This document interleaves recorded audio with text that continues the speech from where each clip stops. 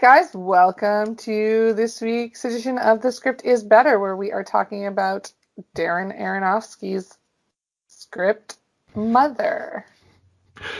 Are you laughing because you think I forgot again? I'm pretty sure. I didn't forget the script. I was staring right at it. Okay. I was staring at the title page of the script. Okay. The record out there, I did hesitation. not forget. I was building suspense and drama, okay? You see, I'm an actor, so... Okay. Okay, so let's jump right in. John, did you think that it was an easy read? Why or why not? I did think it was an easy read, yes. There was a lot of dialogue, but the description was short and it was broken up a lot. You'd have like one or two sentences and then be broken up into like a full page. Like if you wanted to have like a description of a thing, you'd have a couple sentences, then a paragraph break, another couple sentences, another paragraph break. It just made the description flow better, and it made it feel more like I was reading a novel than say something like Seven Samurai.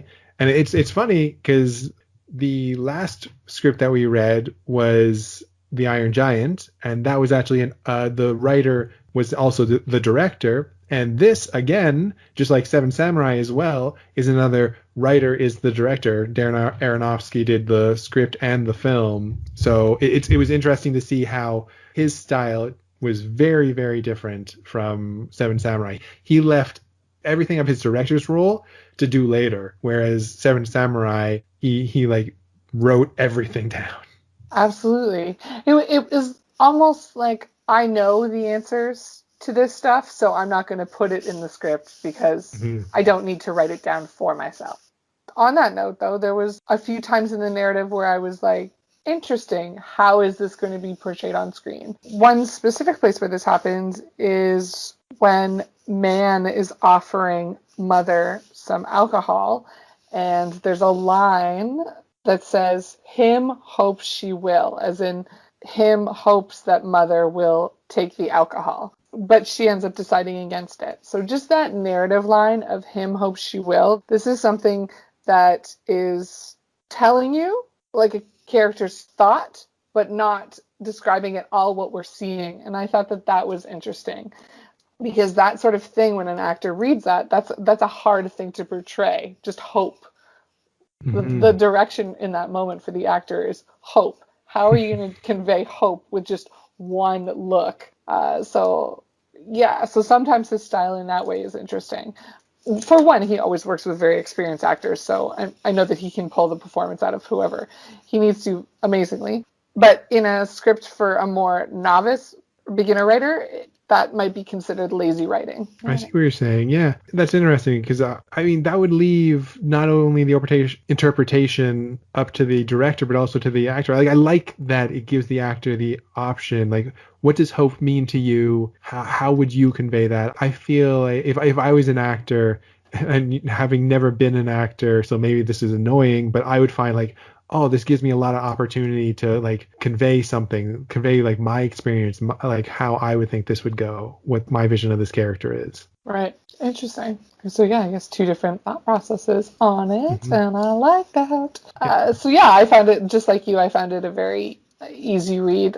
The narrative was so broken up. Even lines, they wouldn't necessarily end, like they wouldn't be punctuated. It would just be broken up and continue at another place. The sentence would continue, or it would just dive right into dialogue without having a full stop at the end of a sentence, which I thought was interesting as well. There were a couple images in the script, and I wasn't sure if these were images from the film and they were added afterwards when the script was circulated after the release of the film, or if this was Darren knowing that he has his desired cast and just getting them together and taking these photos and adding them to the script before handing it into Paramount to be like, this is the look that I'm going for. Oh, wow. No. I could never, I couldn't envision a world where that would happen. I guess Aronofsky, of all people, would have the leeway or the pull to do something like that, but yeah. You'd have to pay everyone to get together, take professional shots in costume with like the right backgrounds and everything, and like send that into. I feel like they were added after the fact. Okay. Yeah. Because I have seen them before in one other script. It was the Quiet Place script. There's a bunch of photos throughout that script as well, and that was before that script was rewritten with John Krasinski. So yeah, and I thought that was a cool thing to add. And because you can't add that stuff in Final Draft, that's the Quiet Place script, just a sidebar, is pretty interesting because you can tell that they kind of added those photos, scanned them into their computer, and then like used a PDF slicer program where they put those images into the PDF. So there are some pages that look like scans and some pages that look like they were typed in screenwriting software. Okay, cool. Yeah. That's a good note. That's awesome. Yeah, so I am looking forward to in the film if we see those exact frames, or like if the costume is the same in that scene as it is in these photos, just to really firmly get the answer for that. Yeah, and that kind of like flows us into like what are we most excited to see come to life, right? Yeah. Are these images in particular what you're most excited about? I'm definitely excited about those images, and I'm excited about seeing how the different characters make themselves individualized on screen. Because in the script, all the new characters are given names based off of their character, like the Philanderer. Yeah, the philanderer, supplicant, pilferer, the drunkard, all of these people. Some of them, the drunkard, pretty obvious that that gentleman or woman is probably going to be drunk. But some of the other ones are not as obvious, and they're very similar to other ones. The herald, the abater, how are we going to see these people differentiate themselves? And if we don't, is some of the story going to be lost? Because we don't understand exactly what their character is. Because again, some of them only have very small screen time. So how do you in that moment say like, this is who I am? And Everyone just looks at the camera. I'm the philanderer. Yeah. They just walk in and then there's a freeze frame and it says on the screen, philanderer. or they have the hello, my name is thanks. For me, I'm not excited about any one scene or any one aspect of the script. I'm just excited to see the script on the screen in general because Aronofsky is famed for his style. I know that whatever he does, it'll be interesting. Weird, but interesting. Yeah. Weird is a word that I would use for sure. For me, when I watch his stuff, it's unsettling. Like I always just feel uncomfortable afterwards. And I'm like, okay, great. I watched it. I'm so happy that I watched it, but I will never watch this movie again. Right. I think I don't know if I've watched a lot of his movies. He did the one with Tom Cruise, right? The one with Tom Cruise. Did he do a Tom Cruise movie? No, he's done Black Swan and Requiem for a Dream. Oh, I watched. Oh no, Requiem for a Dream. Definitely would never watch that again. Right? Yeah, no, for sure. I'm sorry. Did the guy lose both arms? He did. Oh yeah. my god! It's just how far that movie just plummets. Like all the characters just go to hell. Like oh my god! I don't like. Oh, okay. Now I'm done. I'm over it. Yeah. I don't want to talk about that movie. Let's never watch that one. He did The Fountain as well, which was interesting. About time travel, right? Or about people like recreation, like Hugh Jackman. It was Hugh Jackman, yeah. And there's kind of there's alternate universes, I would say. I don't. Maybe it's time travel. Yeah, but there's a story that the white. Well, we don't need to get into it. Yeah. His style's unique. That's all. Yeah, interesting, weird. Yeah. Although he is writing Batman Year One, or he wrote. Oh, fantastic! Batman Year One. That of all the Batman stories, I don't know how familiar you are with Batman Year One, but that is a good one to focus on. Although to be honest, they kind of did some of Batman Year One in the Dark Knight. Okay. Yeah, it's very much just like when Batman first comes to Gotham and like him trying to figure out how to be a crime fighter. Well, this one is going to be the beginnings of James Gordon's career in the police department. Yes, and then there's going to be no appearances of Bruce as Batman. Well, okay. In Year One, definitely Batman's in it and he's figuring things out. But at the same time, it does follow Gordon. You're right. Yeah, I thought he did Black Swan too, but I don't see anything. Did he do that? No, he directed Black Swan. Yeah, there we go. Okay. Yeah. I should watch that movie. Oh boy. No? Yeah. Okay, I won't watch No, it. yes, no, watch it. Watch it. Absolutely watch it. It's fantastic. It's just one of those ones. Like, this is a huge sidebar, but I went on a first date to see that movie. And with a dance background, I was like, it's a dance movie. I'm going to love this. This is great. And then I left and we drove back to his place and I was silent the whole time. And then when we got to his place, I just cried. He's just like bawling. Like, I don't know if you know, but that hit home really hard. And he was like, okay, do you want me to drive you home? And then he did. Spoiler, we are not together. Oh. So back to this script, which we used around quite a bit. We might cut some of this. Do you have a favorite character? A favorite character? Yeah, Mother. Mother's my favorite character in this film. If we're going to talk about favorite characters, I might have to go into the relationship. Him is supposed to represent someone, but at the same time, him as a person is just like a complete ass and self-centered, just a bad person. And Mother is a creative person trying to just live a life with love, and she is just taken advantage of the entire time. Interesting.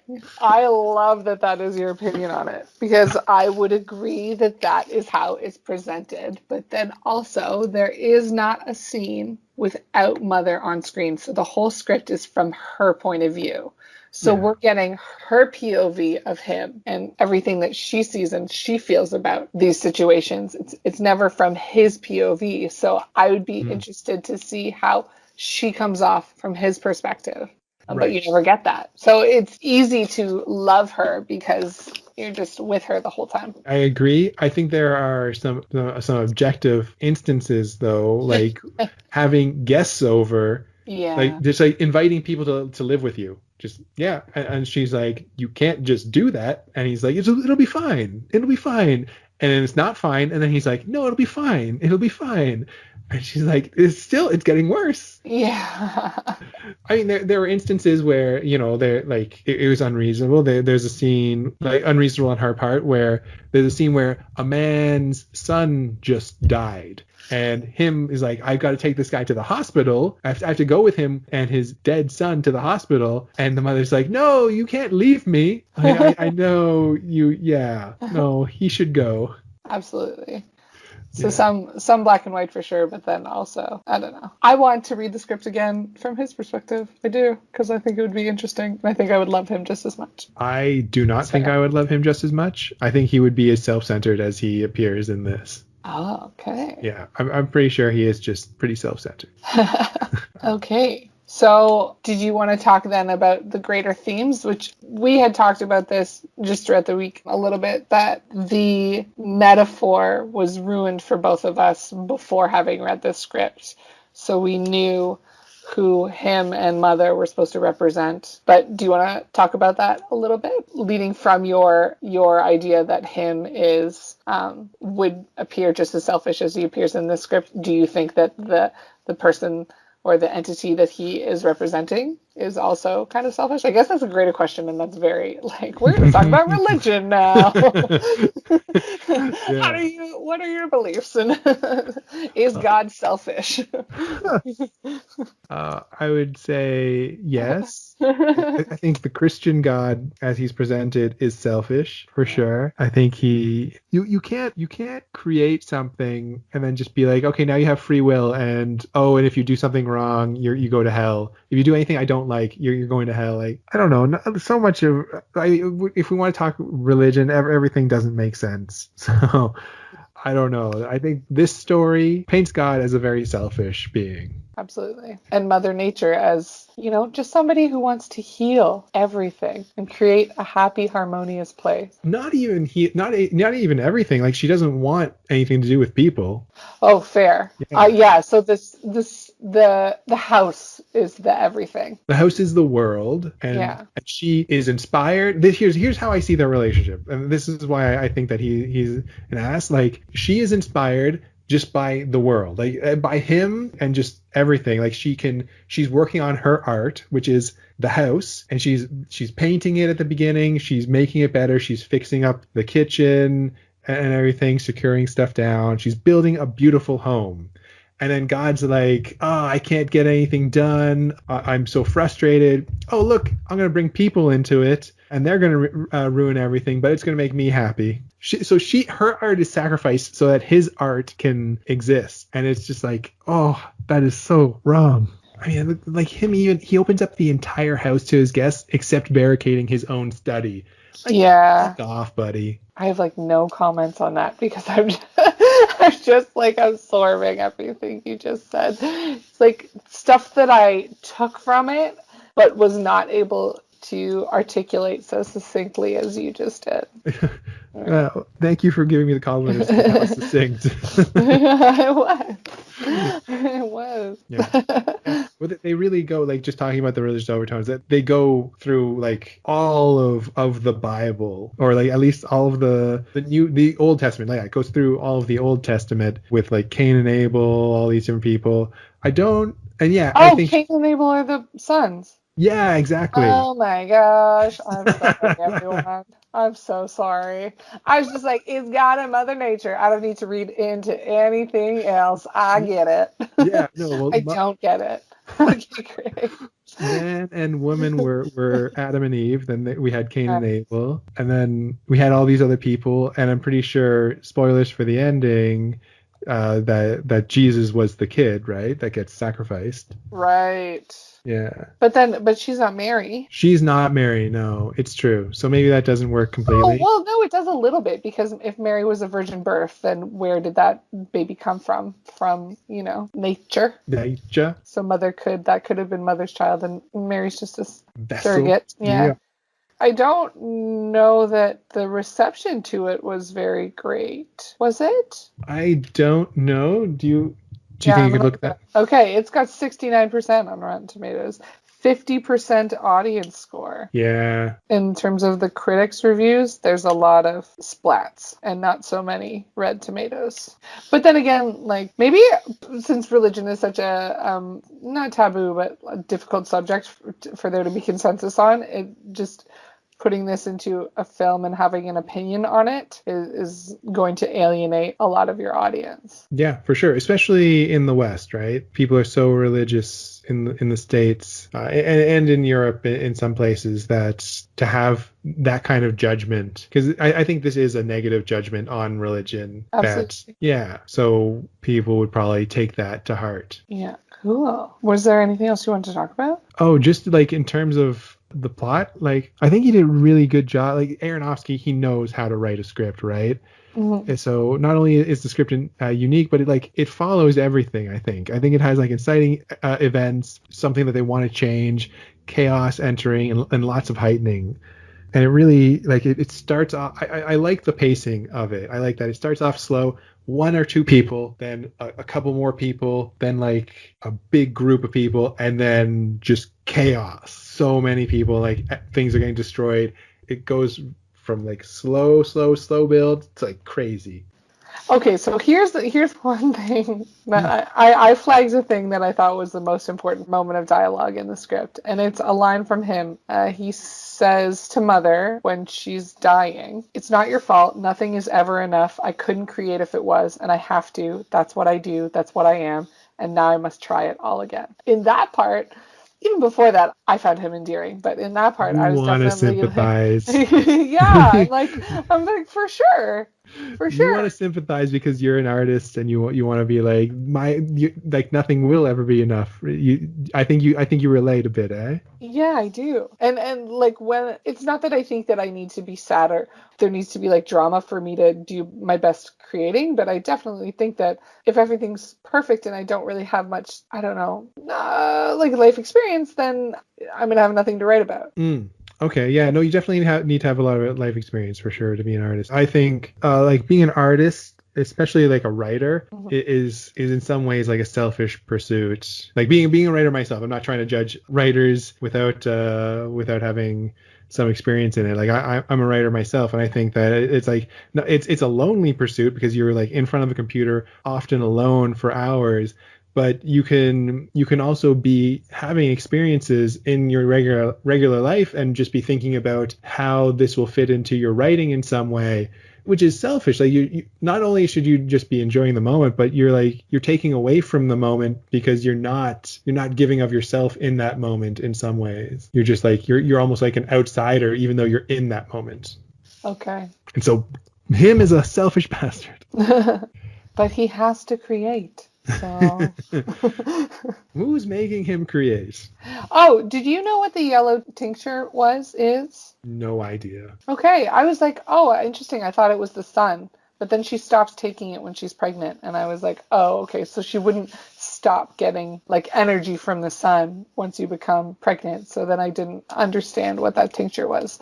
I wonder if on screen that will become more clear as what that metaphor is. I am interested also to see if in the script, to me, it implied that it's going to be a different actress playing the new mother at the very end. I wasn't sure if it was going to be like just another her or if it was going to be a whole nother actress. Right. And how many times has he done this? I'm curious. That's not going to be answered, obviously, but I'm curious how many times he has redone this. And is it every new, like this is obviously currently what's going on. Was the one before that where the house was rebuilt, was that like dinosaur age, or, like, was it like, is it always him redoing humanity, or yeah. I'm also interested to know, does it hit the same beats every time? Because it ended in the burnt house the first time and ended in this time. Does man always come? Mess things up. Yeah, we're poison for the world, Beck. And on that note, let's go and watch the film. Woo!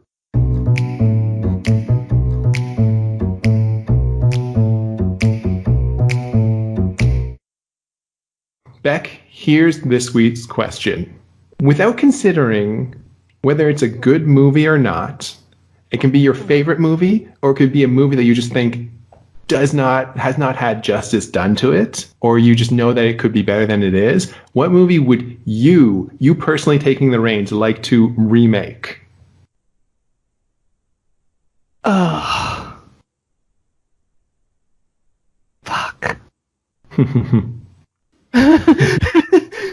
Do you think you have a hot take on any of the films that are out there? Fuck. What movie would I remake? Because like right now all my favorite movies are coming to my head, and I'm like, no, I wouldn't want to remake any of those. So like, what's one that's good, but I wish it could just be a little bit better? I mean, it could be one that you like, and you just like, you wish that you were a part of the process, maybe.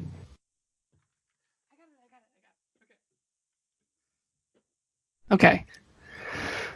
After lots of thought, it's come to me. It would be the dance movie Center Stage. Because, I danced most of my life, and so I definitely know that world. And this movie, while it is entertaining, it's also super cheesy, and I would just want to make it not cheesy, but entertaining for a dancer. I feel as if it's entertaining for the mass audience and laughable to a dancer. Fair enough. Who stars in that one? Oh, they're all famous dancers, plus Zoe Saldana. And Peter Gallagher's in it too. And then everyone else is like, there might be a couple people that you recognize, but everyone else is mostly like actual famous dancers. Is that Peter Gallagher of OC fame? Yes. I'm pretty sure pre-OC. He's like quite young looking, but like post While You Were Sleeping. Like, yeah. Fantastic. He's like the head of the dance company and like the director, and quite a dick, but pretty true to life at least. He's not cheesy. The rest of it's cheesy. Nice. But, I think he's a good actor. Yeah. Oh, he's great. Yeah. And I remember him being in Mr. Deeds as well. He was fun in that. Oh my gosh. I don't remember that movie at all, except for like the butler was really weird. Yeah. I'm very, very sneaky. That guy. Yeah. Is it John Turturro? Yes. Yeah. He is great, for sure. That had a good cast too. Did it? I mean, you can hate on Winona Ryder all you want, but I like her. Winchesterton, Fieldville, Iowa. Is that from Mr. Deeds? Probably is, yeah. Yeah. Okay, cool. So center stage. Center stage. Fantastic. Great pick, Beck. All Yeah. right. And have fun directing and making that movie. Yeah, give me the reins. Somebody give me money.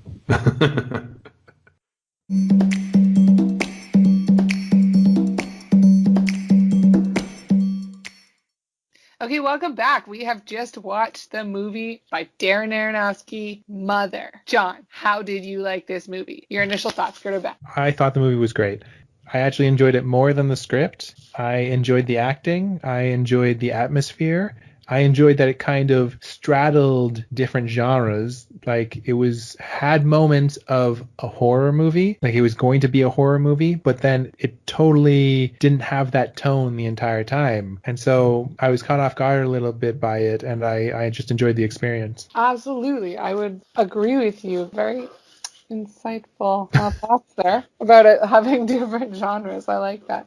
It was a bit of a horror movie and a drama at other times, and then Sci-fi. having a little bit of sci-fi in there. So you really enjoyed it. Okay. Yeah, what about you? Did you enjoy it? I did really enjoy it. I Fantastic. had my notebook open and I was taking notes, but every fourth note was just, this is just a really good movie. I didn't have like necessarily notes on specific things. It was, I just kept writing, I just really like this movie. This is a good movie. I very much enjoy this. And I think that that's a testament to how good it is, that I wasn't able to pinpoint specific things in it. I was just absorbed in the story and entertained the whole time. Okay, so how closely do you feel like it stuck to the script? I think that it stuck pretty closely to the script. The writer was the director, so he knew what he was doing. Yeah, absolutely. There were a couple times where I did write something down and then I would put in parenthesis after it, is this the same as the script? And so I went back to check. There was one thing right off the bat that I thought was different. In the script, it's a crystal formation that is taken from the fire and kind of heals the house at the very beginning. And while it is a crystal formation in the movie, I didn't expect it to be the same size and shape as a heart. So when I saw it being a heart, I thought, oh, okay, well, that's much more of a clue and a foreshadow to the future than what I was visualizing from the script. I just kind of thought it would be more of a natural occurring random rock, maybe with even spikes or something coming from it, not necessarily something that was such heart-shaped. What else? Oh, yeah, and then also I thought that the images of the heart. So when Mother listens in the walls and listens to the sounds of the house, in the script, it's the deep rhythmic beat of its mechanical systems, the fluids flowing through its pipes. And so I just thought I was going to be looking at pipes and hearing sounds that were reminiscent of a body, whereas the visual seemed much more like a heart. Yeah, for sure it was. Yeah, it was just the house's beating heart, right? Mm-hmm. Yeah. Yeah, I think that conveys more than the random mechanical features that you mentioned. Yeah. I wanted to jump on top of this whole heart thing because one question that I had at the end of reading the script in our last episode was whether there were different women playing the different versions of Mother. All right. And it becomes clear right from the beginning that there are different women playing it because you see the one die right at the beginning. And then after Jennifer Lawrence dies, you see a new person, a new actress playing the new version of Mother. And I just think I thought that was good. That was interesting in itself. It doesn't really answer any of our questions about how many times him has done this, whether it always goes through the same cycle, the same destruction, whether there are different species.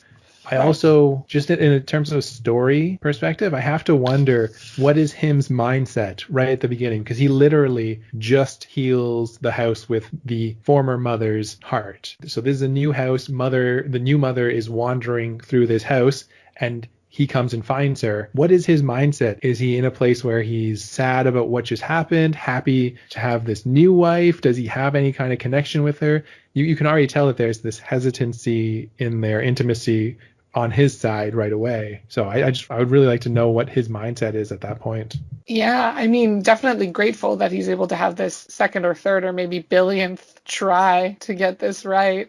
Maybe that's where some of the hesitancy comes from, though, just not wanting to get it wrong yet again. He doesn't really try that hard, I He found. doesn't try that hard. Yeah, old habits do die hard with this guy. Don't die at all. Yes, or don't die at all. Absolutely. He's just too obsessed with man.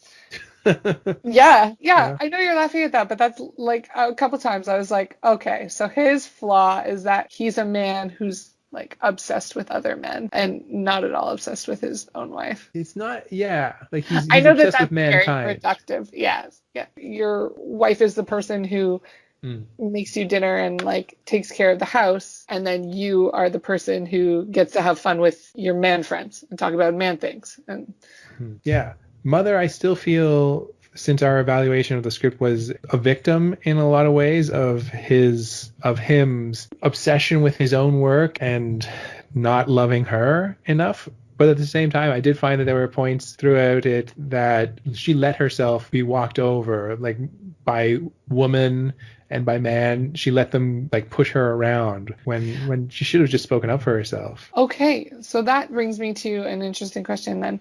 In watching the movie, I noticed that when after man showed up, whenever he slighted Mother, he would start coughing. And so I was wondering if that was her retaliation. Instead of using her words, she changes something that influences man in a certain way. So the first time is when he's allowed to stay, and then he starts coughing.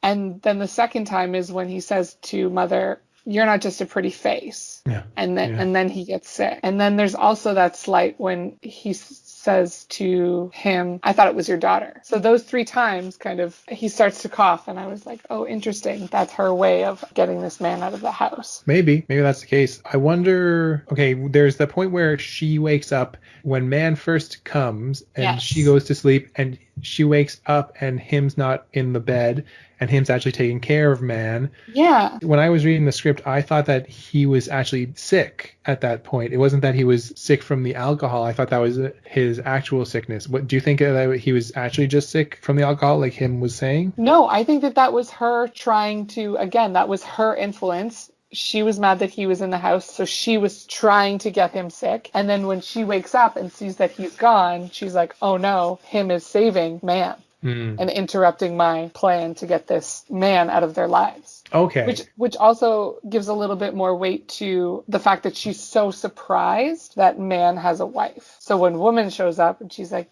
"Did you know there was a wife? He never mentioned her. Like, this is strange." I was like, oh, it's because maybe there's some part of you that feels bad that you're killing this man who has a wife, or also just, yeah, it makes you less trustworthy of him. Yeah. Yeah, maybe. I didn't...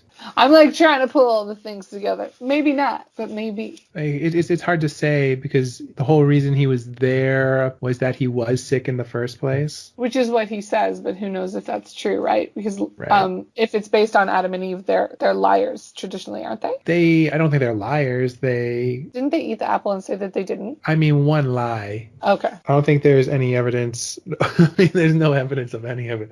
But in the Bible, I don't think there's any evidence of them lying multiple times. I think they like... Did you just say there's no evidence of anything in the Bible? No, yeah, I did say that. It's recorded for posterity. I love it. Yeah, so I don't know. I did like Man's acting. I like the actor who played Man.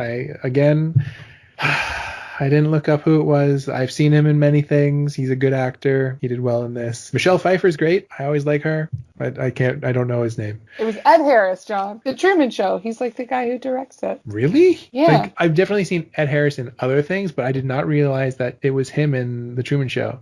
I feel like he's wearing maybe like a beret, possibly He backwards, is. and glasses. Yes, but I just did not connect them. For me, if you don't do Batman at some point, then you're forgettable. That's the bar. That is the bar. What if he was like a voice of somebody in one of the Batman cartoons? I wish I could go through his thing. He was in Phantom. How about that? Oh, the movie Phantom? Yeah. I don't think anyone counts the movie Phantom. Amazing. Okay. So what about, we had questions about this yellow tincture. Did you feel that the movie answered these questions? I don't. And it's funny because I think they expanded on it from when they had it in the script.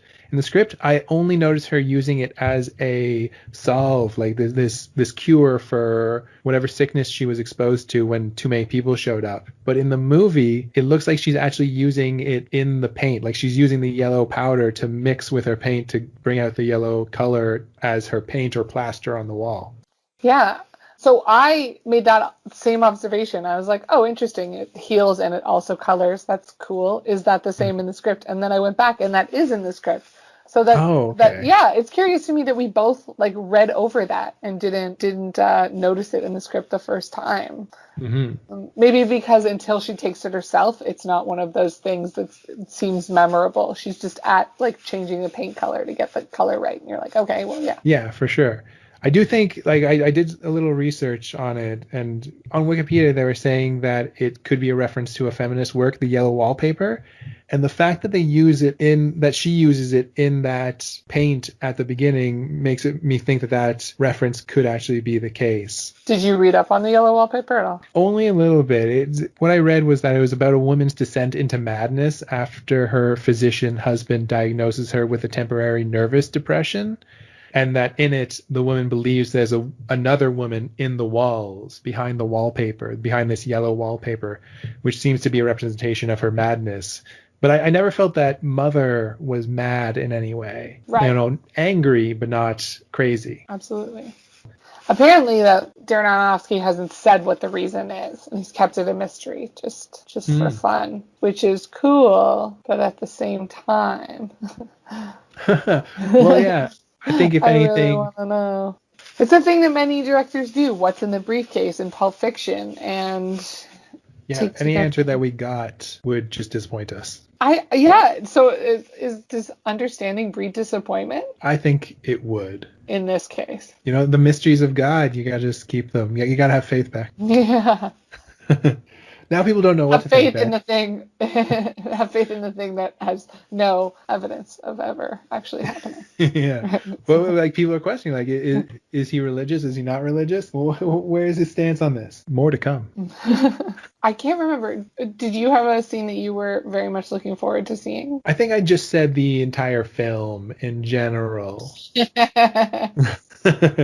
Just like between fade in and fade out. Yeah, you know, I thought that fade in was a little trite. It'd been done before, and I didn't know why he had to keep doing it the same way. But fade out, like, that was inspiring. Just nailed it. Yeah, Oscar worthy in my opinion. Yeah, I defended him a little bit. Just I understood his need to create, and you had mentioned that is because that's the creative in me, and his seemingly selfish ways at times. And in the movie, I definitely saw him much more of a villain than he was in the script, because I wasn't able to read good qualities into him when I was being shown that he was much more villainous. I wanted it to be hearts and flowers, and it wasn't, but for good reason.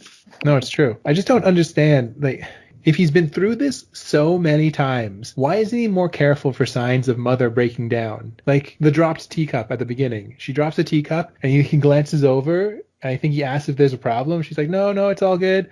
But you should be on the lookout for signs of something being wrong. And it seems like you're not. You're just like, well, I'm going to go back to man now. You think that happens every single time? That I just can't be sure. What do you think? Yeah. Like it could be one of those things where it's like he's trying to figure out where it went wrong, and he doesn't think that is one of the places. So if she drops the teacup every time man shows up, he's just so consumed with another point in the story that he thinks he needs to fix that he doesn't pay much attention to that. You know, it's like I think that he's just so consumed with his relationship with man, and that being the thing that he needs to fix for everything to go well, that he doesn't even realize that if he just puts his love and faith in Mother, that everything will be okay. Yeah, at the same time, she just wants it to be her and him forever. And would that be so bad? She can paint, she can cook. Yeah, it's true. It's true. I mean, you can't live a solitary life forever. Yeah. There's obviously something wrong with their relationship if they wanted a child. They both say they wanted a child, but neither of them were working on it. So yeah, it's such Frankenstein levels of messed up what he's doing. Supposedly he creates the universe. He creates Mother, then he like makes her go crazy with wanting him, with loving him, but he's not really too interested in her. And it's like you're really messed up, buddy. You could have done anything. Why create somebody who's in love with? I don't know. I'm lost with him. Well, that's all he does is create people who are in love with him. Yeah, that's true. That is some narcissistic bullshit. That's interesting, though. This scripted movie analysis is more like the philosophical ideas and religious ideas that have come from the story. This movie really makes you think about things. Like, I had never thought that everything that God created was just for his own ego. But, like, I've never thought of God as an egotistical entity. And I'm not saying that God is, but in the context of this movie, he sure is painted that way, and it's an interesting way to look at all of the stories that have come out about him and to analyze it in that way, even if you don't agree with it. No, totally. I mean, it's really hard to be an egotistical entity when you don't exist, but I guess he manages it somehow. So, Beck, how did you like the acting in this film in general? I loved it. And actually, my favorite was the brother. Was it Donald? Is his name Donald Gleason? I really loved that character. The brother that came in who was mad and then killed his. Oh, the Kane character. Yes, Donald Gleason. The oldest son, he was fantastic. And I've seen him in more comedic roles in the past, but seeing him in this was so great. I'd never seen him do a villain. I'm sure he has in his catalog. I just haven't seen it done. But yeah, I just really, really enjoyed it. He just had such a small and short role, but I thought he was captivating on screen. Yeah. And he had to go from like loving, like from anger to understanding to loving to like to feeling sorry for what he had done up until then to like anger again in a very small amount of time.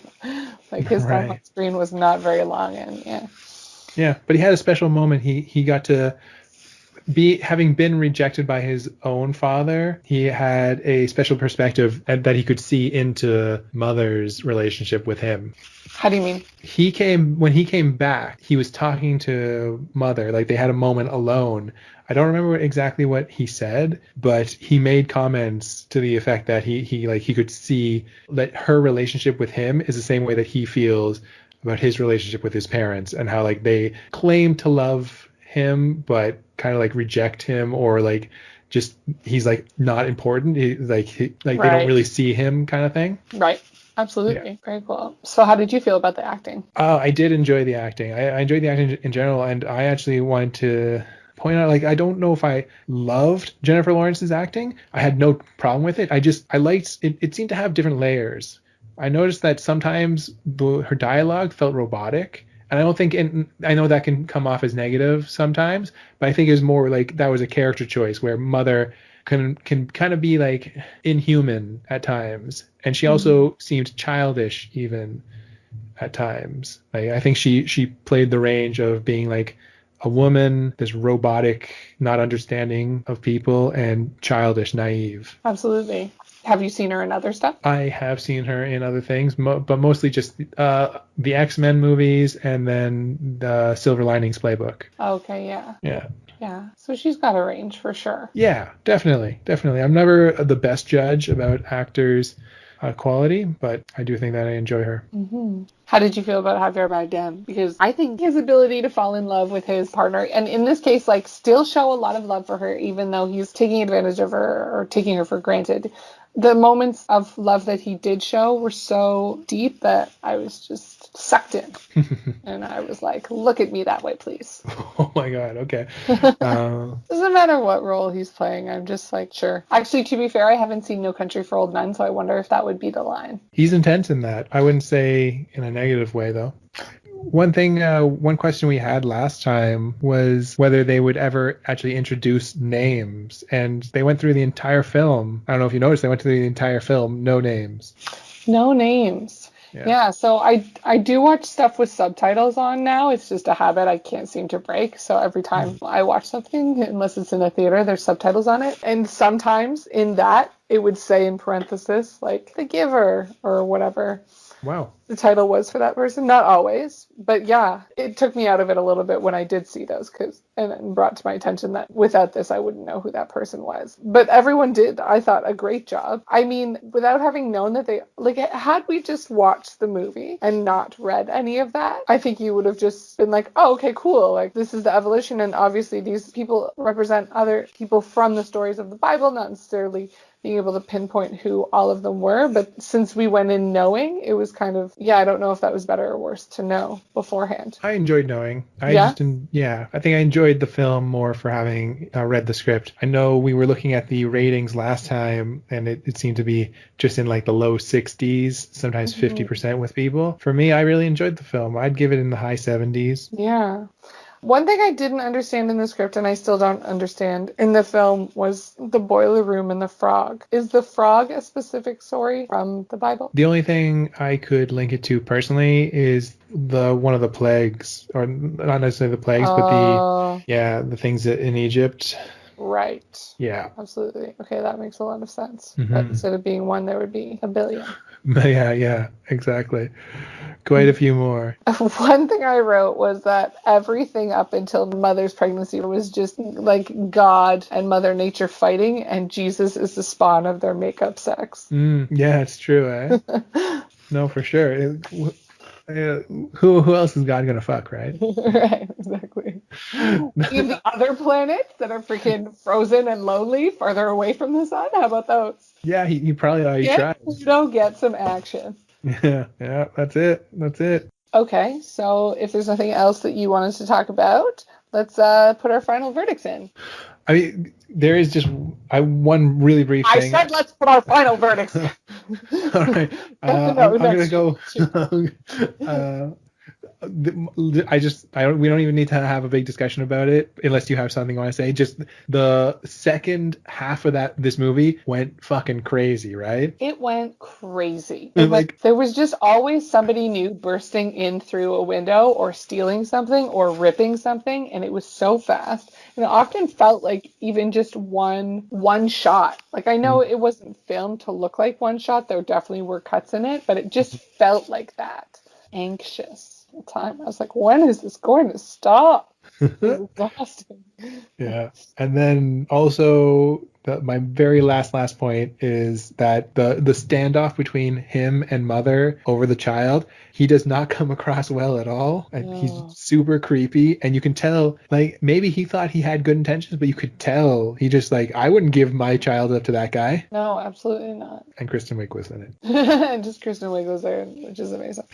Yeah, she could just pop herself into every movie. That'd be great. Yeah. It's true.